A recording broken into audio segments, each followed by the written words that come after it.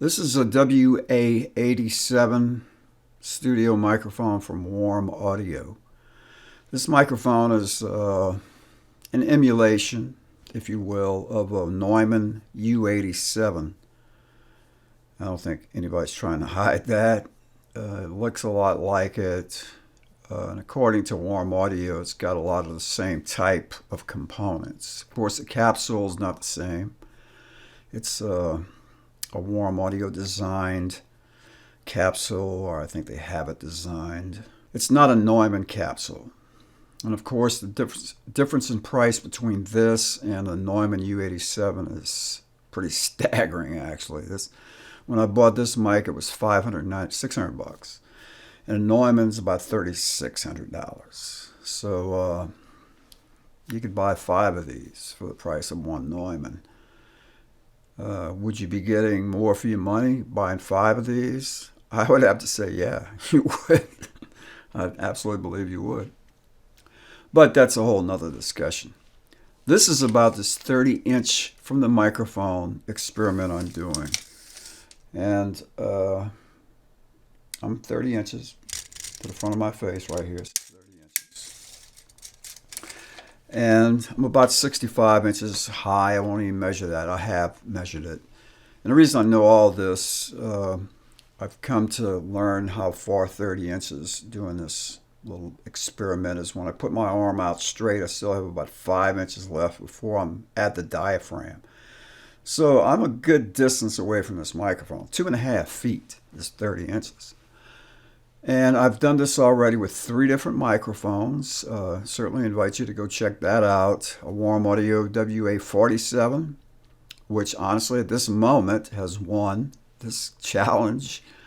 It's not a challenge, but a Neumann TLM 103, which I was actually pleasantly pleased with, and an Aventone CV12 based on another iconic microphone that I thought sounded good too.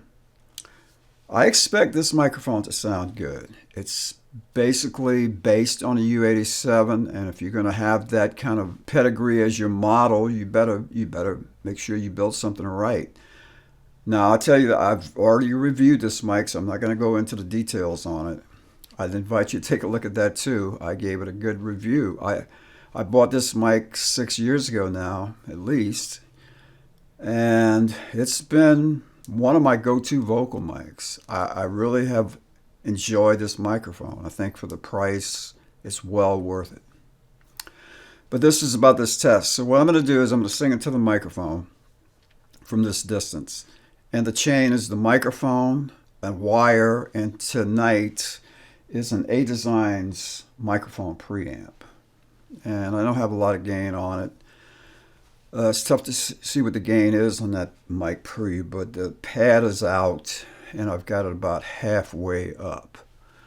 So for gain, for this little part. And I know I'm going to have to reduce the gain when I sing into it. But that's a pretty clean input stage. All of the input chain is real pure, microphone, mic preamp, no compressor or EQ. Now once I get into the DAW, I am going to EQ it, compress it, whatever I feel I need to do to make it sound right in a mix. I am going to sing into it at this distance and let you and me judge what this sounds like. So far, I think this particular technique works. It works well. I think it works especially well if you're looking for, clarity in vocals. And I would say something like background vocals, where all you're really looking for is clarity. This technique would really work well for that, and I've seen that used before, kind of even live. But if you're looking for just some clarity in a lead vocal, and I use the example of the pop band ABBA from the 70s and 80s. Actually, that's who stoked me to do this little experiment, because I saw a couple of pictures of them singing into large diaphragm microphones at a distance that seemed about similar to this. And And I'll say, like I said before, I don't know that those cuts ended up, that the picture depicts, ended up on a record. But I do know that I like their vocals. I like the way their vocals sound. Throughout their whole period in the 70s and 80s, I always thought they had this nice, present, and distinct, almost distinct kind of vocal sound.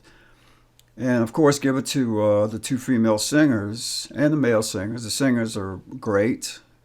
But, you know, seeing them singing in a photo well away from the microphone like this, and the way their vocals sounded, to me, made me want to try this. Maybe they did sing a good distance away from the microphone to get presence. So far, in the 3 microphones that I've used, we've gotten some nice present vocals. So I expect that this microphone is going to pass this test. I'm going to sing into it, I'm going to process it and mix it, and then we're going to come back and take a listen to it, and I'm going to give you my thoughts. And you're welcome, more than welcome, to express your thoughts in the comments below. Pershing Wells, Digital Sacalait Productions down in South Louisiana. Thanks, and make it a great day. Lots of men in Emma, they were experts in navigation down near the Gulf of Mexico. US fought the British and needed more ammo and men. The fleet was offered a pardon if he could help the US win. And the people screamed, Charlotte beat, catch him if you can.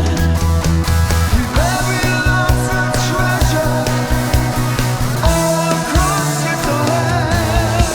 Yeah, Charlotte beat, catch him if you can. He's a handsome pirate and a southern ladies' man.